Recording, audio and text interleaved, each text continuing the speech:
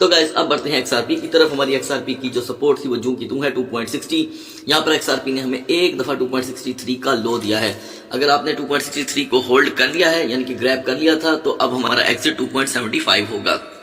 अब आते हैं दोस्तों बीएनबी पे। बीएनबी की हमारी सपोर्ट थी 638 और बीएनबी ने हमें यहाँ पर मेजर लो जो है वो प्रोवाइड किया 650। बीएनबी 650 से दोस्तों नीचे नहीं जा सका, लेकिन मैं फिर भी 638 पे ही बिलीव करता हूं। अच्छा, अब आते हैं कि 650 का यहाँ पे क्या रोल है। दोस्तों 650 का रोल है इस वक्त बैकबोन का, जैसे इंसान की रीढ़ की हड्डी होती है।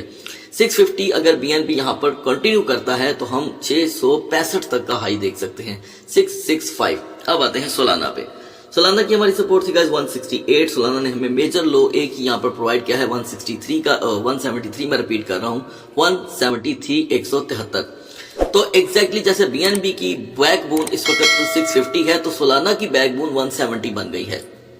तो हम कंसीडर करते हैं यहाँ पर सोलाना की मेजर सपोर्ट 170.50 एंड रेजिस्टेंस 178.75।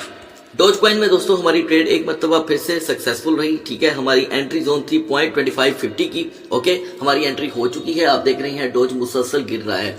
तो आप क्या करेंगे, सेकंड ट्रेडिंग सेशन से पहले अपनी ट्रेड को कर दें क्लोज, चाहे जितनी भी प्रॉफिट हो, प्रॉफिट की लालच में ना पड़े।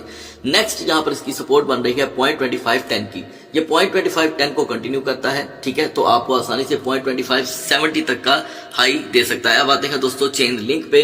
चेन लिंक की हमारी सपोर्ट थी 18.05। हमने दोस्तों उसको यूटिलाइज कर लिया है और उसके बाद हाई रहा चेन लिंक का यहाँ पर दोस्तों 18.40।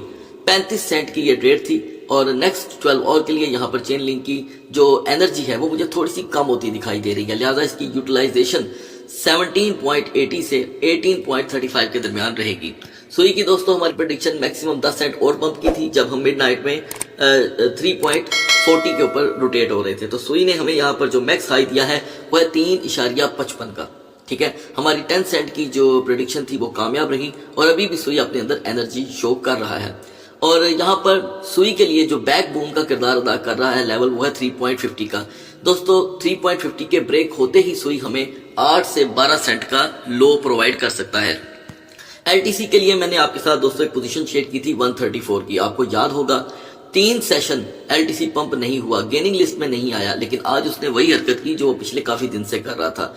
तो यहाँ पर एलटीसी गाइस पंप देकर के आ रहा है दोबारा 139 का। ये काफी बड़ा पंप था और मुसलसल गिर रहा है, तो हमें 134 के अकॉर्डिंग यहाँ पर ट्रेड मिल गई है। ठीक है, तो एलटीसी एन मुमकिन है कि हमें यहाँ पर मजीद $2 का और लो प्रोवाइड कर दे।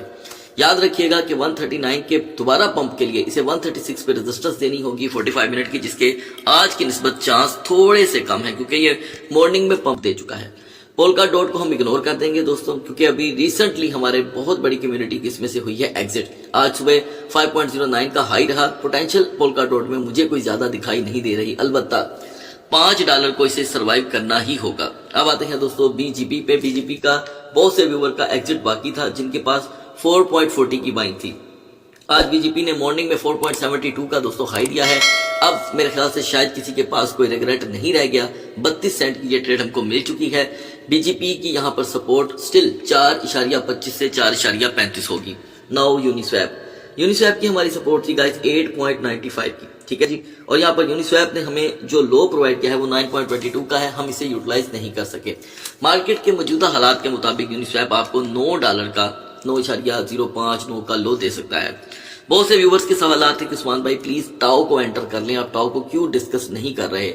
देखिए गाइस, टाओ हमने बाय कर लिया हुआ है लोअर लेवल के ऊपर और उसके बाद 440 का एग्जिट हो चुका हुआ है। अब ये आज सुबह 494 का हाई देकर आया है, 494 का। अब आप मुझे बताएं इतने बड़े हाई के बाद हम इसे एकदम कैसे बाय कर सकते हैं। तो अभी हमें वेट करना होगा इसके यहाँ पर डंप के आने का। फौरी तौर पे एंट्री का डिसीजन बहुत ही ज्यादा खतरनाक हो सकता है। एप्टस में हमारी सपोर्ट रिपीट के अंदर दोस्तों सेम रहेगी 6.10 और एक्यूरेसी अगर आपने दोस्तों फॉलो करनी है तो मैं आपको फिर बता दूं कि हम बिटगेट और बाइडिफाई एक्सचेंज के ऊपर अपनी एक्यूरेसी को फॉलो करेंगे। ठीक है, अब बढ़ते हैं बीटीसी और थीरियम के कैंडल चार्ट की तरफ। So guys, now we are on the chart of BTC और बहुत से दोस्त जो 10% की बात कर रहे हैं कि ये रियल पंप है, उसको इग्नोर मत कीजिएगा, इसलिए कि बाज़-औक़ात 85% एक तरफ होते हैं और 10% एक। तो रियल पंप को हम पकड़ेंगे कैसे, उसकी मैं निशानदेही यहाँ पे करने वाला हूँ। ठीक है जी, मिडनाइट में मैंने आपसे शेयर किया था दोस्तों कि हमें मॉर्निंग के लिए 98,200 की रेजिस्टेंस चाहिए और ये 98,200 से 98,500 की रेजिस्टेंस चाहिए।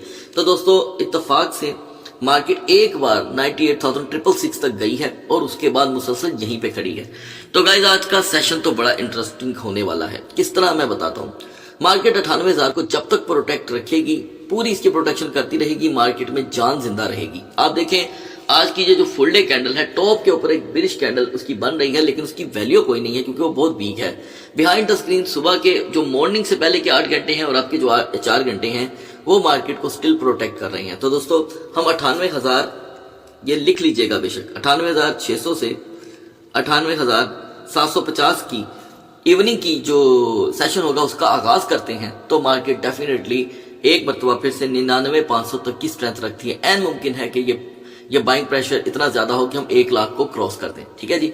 लेकिन अब ऐसे में अगर हमने 98,600 98,750 को जेन में रखा है तो वीकर जोन भी हमारे जेन में होनी चाहिए। वीकर जोन है 97,690। 97,690 पे अगर मार्केट वापस आ जाती है तो फिर दोस्तों मुश्किल हो जाएगा दोबारा रिवर्स होना। तो हम उन 10% व्यूवर्स की जो बात हुई है कि जी ये रियल पंप है उसको इग्नोर नहीं कर रहे बिल्कुल भी, क्योंकि ये जो मैंने क्वेश्चन का सिलसिला शुरू किया है इससे आपको भी पता चलेगा कि मैं यहाँ पर कोई अपनी मनमानी नहीं, अपनी ऑडियंस की भी राय को सबसे आगे रखता हूँ। क्योंकि दोस्तों ये मेरा कम, आपका अपना चैनल ज्यादा है, आपकी सपोर्ट से ही है यहाँ पर दोस्तों सब कुछ। एनीवे हेल्पफुल टोकन है हमारे लिए यहाँ पर सोलाना और बीएनबी। मैं फिर बता दूं कि हेल्पफुल टोकन वो होते हैं जो टोकन बीएनबी के साथ फौरी तौर पे क्रैश भी होते हैं और फौरी तौर पे रिकवर भी कर जाते हैं। बढ़ते हैं इथेरियम के कैंडल चार्ट की तरफ। Now we are on the chart of Ethereum guys. Midnight में हम 2740 पे थे, ठीक है, और दिन का आगाज हमें चाहिए था 2745 से। दोस्तों दिन का आगाज 2745-55 से हुआ, लेकिन हम फिर 2769 से आगे नहीं जा सके। मैं कहूंगा कि अभी तक कोई भी दोस्त इथेरियम में लॉस के अंदर तो नहीं है। एनीवे कुछ ज्यादा तो नहीं दोस्तों, लेकिन तीसरा दिन है आज। इथेरियम स्लाइटली अपनी एक पंपिंग कैंडल्स बनाता चला जा रहा है, एक लेयर बन रही है लेकिन उसमें स्ट्रेंथ नहीं है। बिहाइंड द स्क्रीन भी कुछ यही हाल है और अभी की कैंडल 2754-55 पे स्टक है। सेकंड ट्रेडिंग सेशन के लिए इथेरियम अगर हमें ज्यादा से ज्यादा पंप देगा भी तो उसके लिए रेजिस्टेंस क्या चाहिए हमें। रेजिस्टेंस है दोस्तों 2770 से 2778। ये रेजिस्टेंस इथेरियम को 250-20 का हाई दे सकती है। ओके, अब चलते हैं बैक साइड पे। बैक साइड के लिए 2730 ही काफी है। 2730 पे ओवरस्टे इथेरियम को दोबारा 2705 तक का लो प्रोवाइड कर सकता है और ऐसे में हमारे लिए जो यूजफुल टोकन रहेंगे उसमें दोस्तों टॉप पे है जुपिटर, सेकंड पे है बीजीपी और थर्ड पे कोर। सो गाइस अगली वीडियो